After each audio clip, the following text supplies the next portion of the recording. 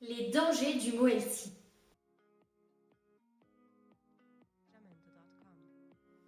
Le mot healthy, on le voit partout, à toutes les sauces. Un muffin healthy, une routine healthy, un mode de vie healthy. Mais en vrai, qu'est-ce que cela veut dire? Bonjour à tous et bienvenue dans cette nouvelle vidéo. Je m'appelle Jennifer, je suis coach équilibre et nutrition et je suis là pour vous accompagner dans l'atteinte de vos objectifs dans le cadre d'un rééquilibrage alimentaire sans frustration et sans restriction, se faire plaisir en mangeant. Tout d'abord, je vous invite à vous abonner à ma chaîne et à liker la vidéo si ce n'est pas encore fait. Donc on va commencer par parler du mot healthy. Healthy, qu'est-ce que ça veut dire? Ça veut dire sain en anglais. Donc ça, vous l'avez déjà entendu, healthy ou sain, hein, pour moi c'est la même chose clairement. Hein. On va parler du mot healthy, sain, c'est pareil. Moi aussi, auparavant, je l'ai utilisé pour des recettes, pour désigner certains aliments. Mais en fait, je me suis un petit peu penchée sur le sujet et je me suis dit, mais en vrai, qu'est-ce que ça veut dire? Qu'est-ce que ça signifie? Donc on le voit partout aujourd'hui, healthy, un truc qui est healthy, un machin qui est healthy, mais en fait, est-ce que c'est vraiment healthy au final? Et est-ce que ça veut dire qu'il y a des choses qui sont pas du tout healthy et qu'il faut les bannir à tout jamais de notre alimentation? Non, pas du tout. En fait, il faut vraiment prendre du recul par rapport à ce mot healthy et c'est devenu un outil marketing. C'est-à-dire qu'aujourd'hui, les marques, les grands groupes utilisent ce mot à tout va, ou alors même si c'est pas ce mot-là, il faut faire attention au packaging des produits parce qu'ils vont vous mettre en avant quelque chose en particulier. Par exemple, sur des produits bio ou vegan, végé, enfin bon, bref, en gros, ils vont vous faire croire que c'est super sain. Or, non, c'est pas parce qu'un produit est bio qu'il est sain.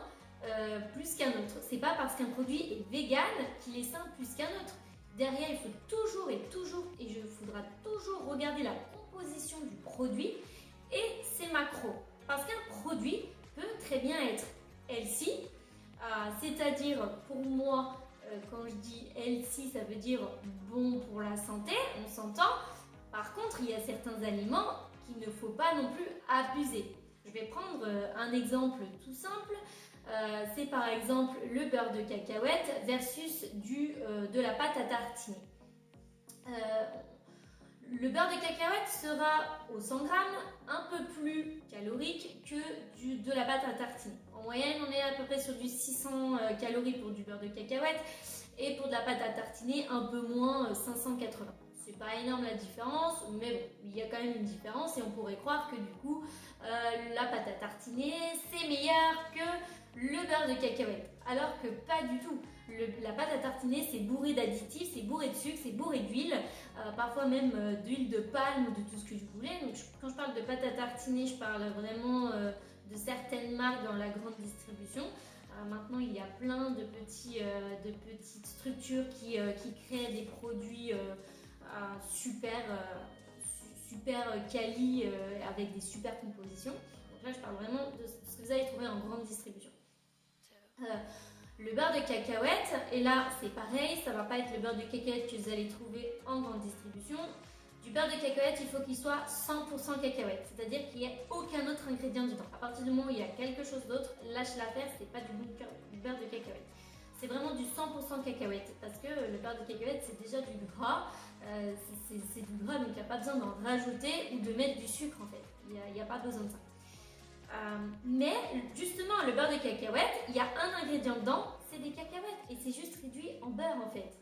Alors que la pâte à tartiner, regardez la composition, vous allez voir peut-être 10 à 15 mots que vous n'allez même pas comprendre ce que c'est parce que c'est inconnu au bataillon. Donc là, il faut se méfier. Est-ce que le beurre de cacahuète est un produit healthy? Pas forcément, puisque il est quand même très calorique. C'est-à-dire que c'est bon à la santé parce que c'est du bon gras, on s'entend, d'accord? Par contre, c'est très calorique. Donc, il ne faut pas vous envoyer un pot de beurre de cacahuète dans la journée en pensant que c'est healthy et que vous pouvez vous le permettre. Non, en fait. Là, c'est vraiment les dangers, justement, du mot qui est utilisé à tout va. De même que quand vous voyez des recettes sur Internet qui vous disent muffin healthy ou, je sais pas, tarte healthy, tiramisu healthy, ce que vous voulez. Non, en fait, pourquoi il est healthy? Parce qu'il n'y a pas de sucre, ok, mais il y a peut-être d'autres produits. Tout ça, c'est un peu marketing, tout le monde veut attirer à soi justement le monde et tout ça. Donc pour cette raison aussi, je me refuse aujourd'hui d'utiliser le mot healthy ou sain pour mes recettes par exemple ou pour désigner un aliment. Après bien sûr que le mot sain dans certains cas contextualisé, je vais peut-être l'utiliser. En revanche voilà, je vais vraiment m'efforcer de ne jamais utiliser ce mot parce qu'il est très controversé aujourd'hui pour moi et surtout il ne désigne rien forcément de précis ou de mieux que quelque chose d'autre en fait. Qu'est-ce qui est healthy? Une salade, est-ce que c'est plus healthy qu'un steak frites? Tout dépend aussi de ce que vous mettez dans votre salade parce que si vous prenez une salade et que vous noyez votre salade dans de la vinaigrette que vous avez achetée en grande surface, est-ce qu'on peut toujours considérer cette salade comme healthy? Voilà, après ça c'est un avis personnel. En tout cas, moi je vous partage aujourd'hui les dangers du mot healthy parce qu'il faut savoir aussi un petit peu trier toutes ces informations, que ce soit dans les grandes surfaces avec les packaging et tout ça, mais aussi sur les réseaux sociaux où aujourd'hui les gens vont vous dire je suis healthy parce que j'ai changé d'alimentation. Non, en fait, c'est pas plus healthy que quelqu'un d'autre parce que déjà on est tous différents et on aura tous besoin d'une alimentation différente. En plus de ça, tout est une question de point de vue. Pour vous, un produit va vous paraître peut-être healthy, mais pour quelqu'un d'autre, il ne le sera pas parce que c'est pas dans son mode d'alimentation ou parce que voilà, pour lui, c'est pas healthy.